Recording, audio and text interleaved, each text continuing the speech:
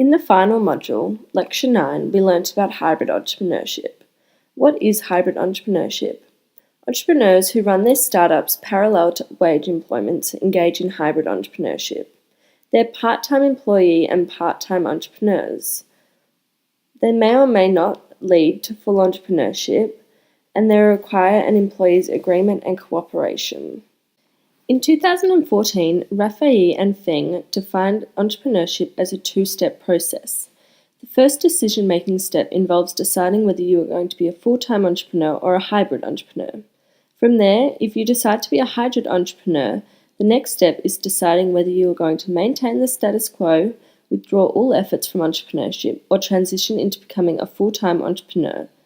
A study conducted by the two in 2014 found that if you follow this two-step process choice, your survival rate is likely to be higher compared to full-time employment transitioning into full-time entrepreneurship. So why do people choose hybrid entrepreneurship? It is a path to transition.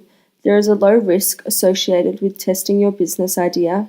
There is a higher survival rate. Using networks gained in large organizations, it may be a source of extra money, and also there may be possibility for tax reductions. Lecture 10 was about social entrepreneurship. Social entrepreneurship focuses largely on sustainable development principles. This includes the triple bottom line, which consists of 3 factors that businesses use when making business decisions. The triple bottom line principles are environmental factors, social factors, and profit. A social entrepreneur achieves large-scale and sustainable social change through a new invention, through a different approach, or through a new approach of known technologies or strategies. They focus largely on social value creation first, and then they focus on financial value creation. They rely on feedback and are constantly changing and refining products or services to suit this feedback. The final lecture was in regards to women's and refugee entrepreneurship.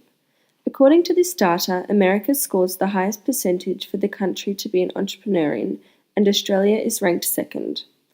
Overall, the study found that 70% of the 31 countries surveyed scored below 50% when it came to creating the basic conditions for female entrepreneurs to succeed. There are a few differences between female and male entrepreneurs. These may include client relationship and branding. Women may be easier to connect with and also have attention to detail. Networking behavior. Women may be focused on emotional support rather than strategic networking. Leadership styles. Women may be more nurturing and compassionate opposed to being more aggressive. And desire for growth. Women may think strategically as opposed to thinking about growing the business as much as possible. The main thing I have enjoyed learning in this course has been the entrepreneurial ecosystem. Before commencing this subject, I was not familiar with the ecosystem.